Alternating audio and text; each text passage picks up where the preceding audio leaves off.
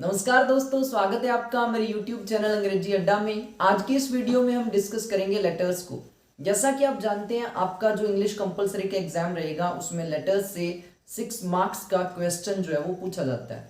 तो इस वीडियो में हम जानेंगे कितने प्रकार के लेटर्स हैं जिनसे क्वेश्चन हमारे एग्जाम में आ सकता है और क्या फॉर्मेट्स हैं उन लेटर्स का। तो वीडियो में आगे बढ़ने से पहले आपसे रिक्वेस्ट है, अगर आपने अभी तक मेरा चैनल अंग्रेजी अड्डा सब्सक्राइब नहीं किया है, सब्सक्राइब कर लें और बेल आइकन भी प्रेस कर दें ताकि आगे आने वाली वीडियो की नोटिफिकेशन आपको मिल सके। तो चलिए शुरू करते हैं आज की वीडियो। देखिए, अगर मैं लेटर्स की बात करूं तो 4 प्रकार के लेटर्स हैं जिनसे क्वेश्चन आपके एग्जाम में पूछा जा सकता है। Official letters, business letters, letters to editor and job applications. इनमें से कोई 3 ऑप्शंस आपके पास आएंगे, 3 लेटर्स आपके पास आएंगे जिनमें से एक आपको अटेम्प्ट करना होता है और ये 6 मार्क्स का रहता है। पहले 2 ऑप्शन आपके पास रहते थे और 2 में से एक आपको अटेम्प्ट करना होता था, लेकिन इस साल आपको पता है कि पैटर्न कोरोना के कारण, कोविड-19 के कारण बदल चुका है। तो इसमें 3 ऑप्शंस आपके पास लॉन्ग कंपोजिशन में रहेंगे जिनमें से एक आपको अटेम्प्ट करना है। तो लेटर्स 3 आएंगे जिनमें से एक आपको अटेम्प्ट करना है। अगर आपने पैटर्न क्या रहेगा आपके एग्जाम का वो वीडियो मेरी नहीं देखी है तो आई बटन पर क्लिक करके आप मेरी वो वीडियो देख सकते हैं कि आपका जो एग्जाम है वो कैसे रहेगा। तो चलिए अब हम पहला लेटर डिस्कस करते हैं, ऑफिशियल लेटर्स को, उनके फॉर्मेट्स को। अगर आपके एग्जाम में ऑफिशियल लेटर आता है तो हम उसको कैसे अटेम्प्ट करेंगे। तो देखिए, मैं अगर ऑफिशियल लेटर्स की बात करूं तो ऑफिशियल लेटर्स से मेरा मतलब उन लेटर्स से हैं जो अपने किसी डिपार्टमेंट, किसी ऑर्गेनाइजेशन के अथॉरिटी को लिखते हैं, किसी ऑफिसर को लिखते हैं, अपने किसी प्रकार की प्रॉब्लम के लिए, किसी प्रकार की कोई कंप्लेंट करने के लिए, या फिर किसी प्रकार की इंफॉर्मेशन मांगने के लिए या इंफॉर्मेशन देने के लिए जो लेटर अपने किसी अथॉरिटी को लिखते हैं, किसी ऑफिसर को लिखते हैं। तो अगर ऑफिशियल लेटर आपके एग्जाम में आता है, आपसे क्वेश्चन जो है ऑफिशियल लेटर्स से पूछा जाता है, तो उसका फॉर्मेट क्या रहेगा। तो format of an official letter, देखो अगर फॉर्मल लेटर आपके एग्जाम में आता है तो उसका फॉर्मेट इस प्रकार से रहेगा। सबसे पहले हमें क्या करना होता है, किसी भी लेटर के अंदर सबसे पहले हम अपना एड्रेस लिखते हैं। मतलब सबसे पहले 1 नंबर पे आएगा सेंडर्स एड्रेस, या फिर हम इसे कह सकते हैं सेल्फ एड्रेस। सेंडर मतलब भेजने वाला, भेजने वाला कौन है, जो लेटर लिख रहा है। तो मतलब सबसे पहले हम अपना लेटर लिखेंगे, अपना एड्रेस लिखेंगे। एड्रेस लगभग पेपर के अंदर जो आपको क्वेश्चन आता है उसमें गिवन रहता है, दिया रहता है। आप वही जो एड्रेस है वो यहाँ पे सबसे पहले अपने लिखेंगे। उसके बाद अपने 1 लाइन का गैप दे देंगे और फिर अपने डेट लिखते हैं। और ये डेट जो लिखी जाएगी वो उस दिन की लिखी जाएगी जिस दिन आप लेटर लिख रहे हो। और उसके बाद फिर हम रिसीवर्स एड्रेस लिखते हैं। रिसीवर मतलब जो पत्र अपना, जो लेटर प्राप्त करेगा। देखो, ऑफिशियल लेटर के फॉर्मेट की बात कर रहे हैं तो रिसीवर कौन होगा, जिसे अपने पत्र भेज रहे हैं वो कौन होगा, वो होगा कोई ना कोई ऑफिसर, जिसकी कोई ना कोई डेजिग्नेशन होगी, जिसका कोई ना कोई पद होगा। तो रिसीवर, पत्र प्राप्त करने वाले के पते से मेरा मतलब है कि आप उस ऑफिसर की डेजिग्नेशन लिखिए, उस ऑफिसर का पद लिखिए। जैसे मान लो आप जिला कलेक्टर को लिख रहे हो तो दी डिस्ट्रिक्ट कलेक्टर लिखिए, प्रिंसिपल को लिख रहे हो तो दी प्रिंसिपल जो उनकी पोस्ट है वो लिखिए, मैनेजर को लिख रहे हो तो दी मैनेजर जो उनकी पोस्ट है वो लिखिए। और उसके बाद देखो 3 चीजें यहाँ पे बतानी होती है रिसीवर की एड्रेस में, डेजिग्नेशन, डिपार्टमेंट और प्लेस। जैसे मान लो आप प्रिंसिपल सर को लिख रहे हो तो डेजिग्नेशन क्या होगी, द प्रिंसिपल।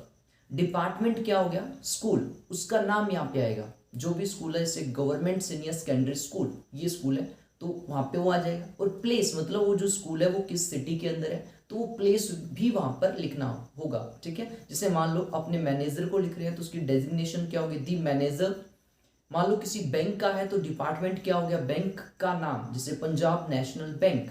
और फिर सिटी, वो जो पंजाब नेशनल बैंक है वो कहाँ पर है, वो प्लेस भी अपने बताएंगे। जैसे गंगानगर है तो उसके नीचे अपने गंगानगर लिख देंगे। तो रिसीवर के एड्रेस में आप उस ऑफिसर की डेजिग्नेशन, डिपार्टमेंट और सिटी मतलब जो प्लेस है वो बताओगे। उसके बाद अपने 1 लाइन का गैप दे देंगे। फिर सब्जेक्ट बताएंगे कि अपना जो लेटर है, जो आप किसी भी अथॉरिटी को लिख रहे हो वो किस बारे में लिख रहे हो, उसका सब्जेक्ट यहाँ पे लिखा जाएगा। सब्जेक्ट आपने लगभग 4 से 6 वर्ड्स का लिखना है। कोशिश करनी है एक लाइन के अंदर अपने उसको खत्म कर दें, क्योंकि सब्जेक्ट से मतलब वो होता है कि आपका जो सब्जेक्ट है वो बता देता है कि आपका जो लेटर है वो किस बारे में है, तो हल्का सा हिंट मिल जाता है जिसको अपने लेटर लिख रहे हैं। तो सब्जेक्ट आप लिखोगे, सब्जेक्ट लिखने के बाद फिर अपने एक लाइन का गैप दे देंगे और फिर आता है सैल्यूटेशन। सैल्यूटेशन में क्या होगा, देखो सैल्यूटेशन मतलब अभिवादन। अब जिस ऑफिसर को आप लिख रहे हो उसका सैल्यूटेशन आप किस तरीके से करोगे, तो वो लिखोगे डियर सर या मैडम, ठीक है। तो सैल्यूटेशन करने के बाद अपना जो लेटर है वो स्टार्ट हो जाता है, मतलब उसके बाद नेक्स्ट पॉइंट अपना क्या होगा, कम्युनिकेशन। कम्युनिकेशन से मतलब अपना जो मेन कंटेंट होगा, जो मेन बॉडी होगी वो लिखेंगे। लेकिन स्टार्टिंग लाइन जो होगी ऑफिशियल लेटर्स की लगभग फिक्स है, आप ये यूज कर सकते हो। I want to bring to your kind notice, या फिर I want to bring to your kind attention, ठीक है। ये लाइन जो है वो आप यूज कर सकते हो इसके स्टार्टिंग में। उसके बाद जिस बात की सूचना आप देना चाहते हो उस ऑफिसर को, वो आप आगे लिखोगे, जो मेन कंटेंट है वो लिखोगे।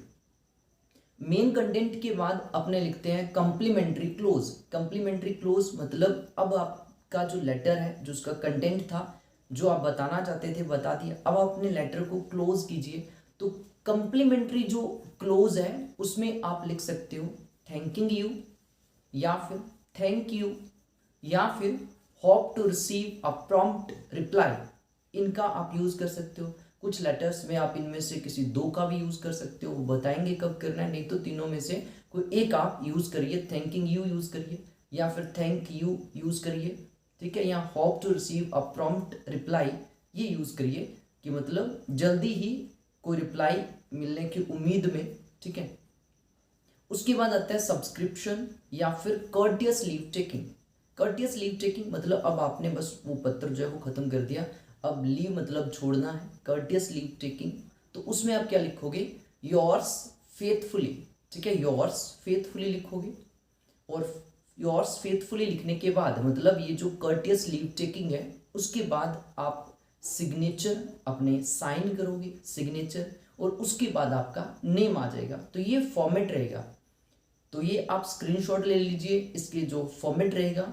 और उसके बाद अपने एक लेटर का जो क्वेश्चन है वो देखते हैं, जिससे कि आपको वो लैंग्वेज समझ आ जाए, जो लैंग्वेज आपको पेपर में ऑफिशियल लेटर की दिखने वाली है, उसको अपने इस फॉर्मेट से कैसे करेंगे, एड्रेस कैसे लिखना है, रिसीवर का एड्रेस कैसे लिखना है, तो ये सारी चीज़ आप समझ सको।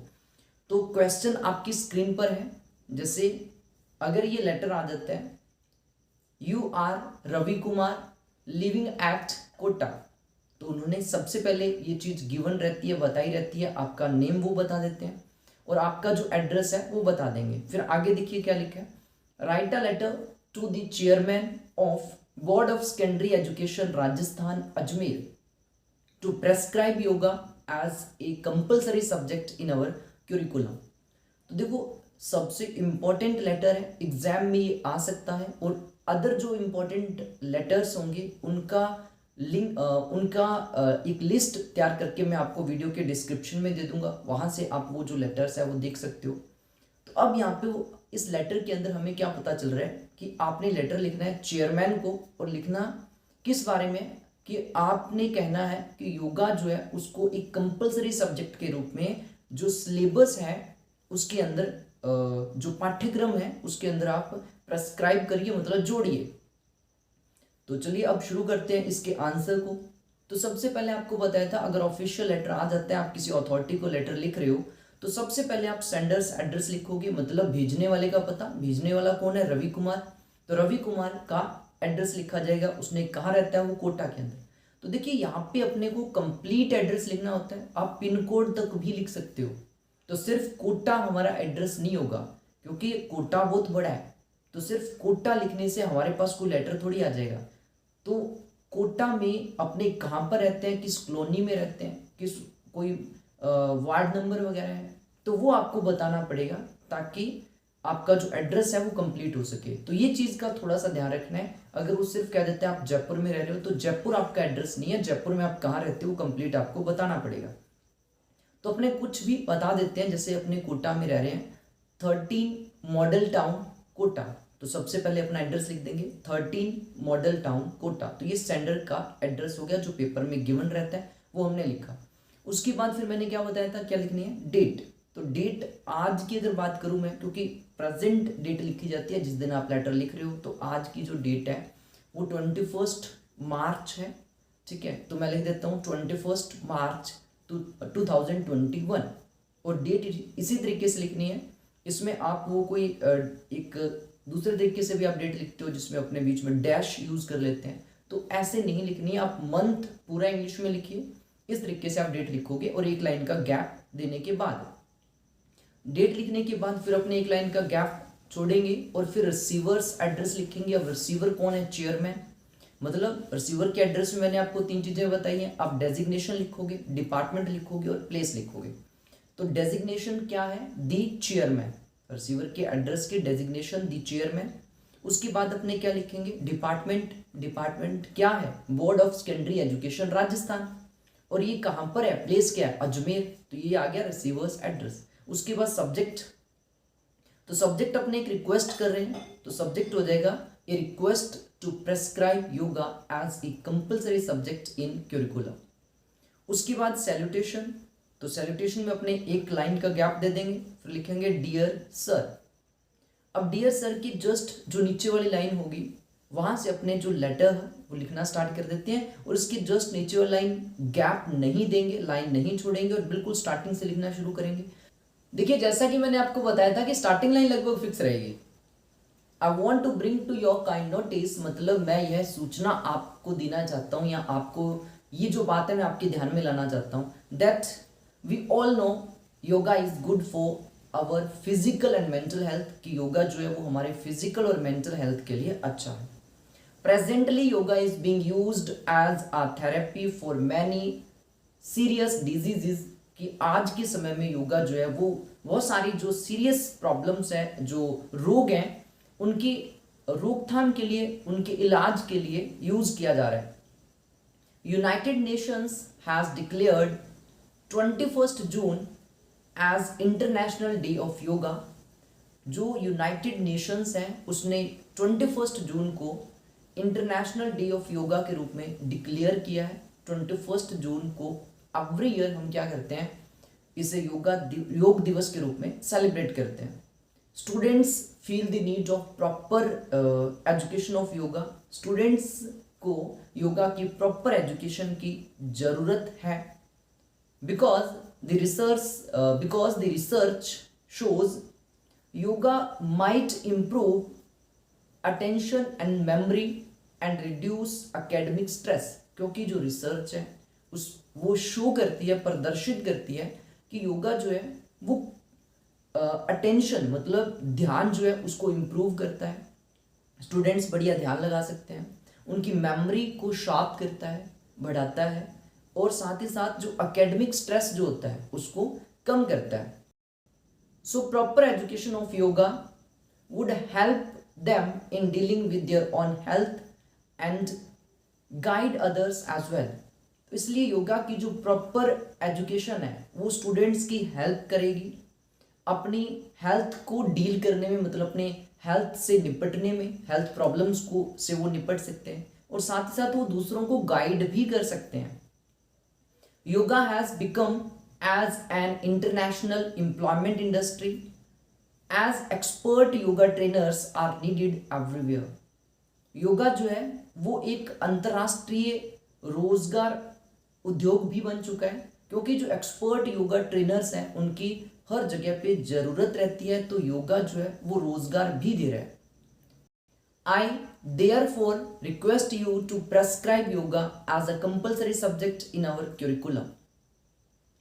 तो यहां तक क्या हुआ कि अपना जो लेटर है वो कंप्लीट हो गया।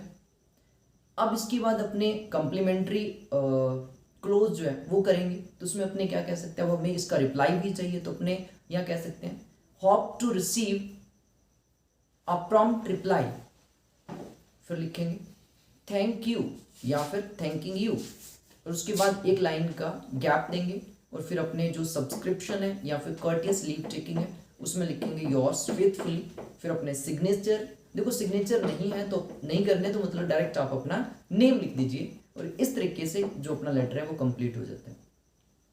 तो आई होप आपको जो फॉर्मेट है वो समझ आ गया होगा। और अदर जो इम्पोर्टेंट लेटर्स हैं जो आपके एग्जाम में ऑफिशियल लेटर्स आ सकते हैं, उसकी एक लिस्ट तैयार करके मैं आपको डिस्क्रिप्शन बॉक्स में दे दूंगा, तो वहाँ से आप जरूर देख लें। 3 से 4 और इम्पॉर्टेंट लेटर्स जो ऑफिशियल लेटर्स हैं जिनसे क्वेश्चन पूछा जा सकता है, वहाँ से आप चेक कर सकते हैं। तो अगर ये वीडियो आपको अच्छी लगी है तो लाइक करें, कमेंट करें और शेयर करें। साथ ही साथ चैनल को सब्सक्राइब करना न भूलें। नेक्स्ट वीडियो के अंदर अपने लेटर्स टू एडिटर कैसे लिखते हैं वो देखेंगे, जॉब एप्लीकेशन कैसे लिखी जाएगी वो देखेंगे, और साथ ही साथ बिजनेस लेटर्स में कौन से इंपॉर्टेंट लेटर्स हैं जो आपके एग्जाम में आ सकते हैं वो सब देखेंगे अपने। तो चलिए मिलते हैं नेक्स्ट वीडियो में।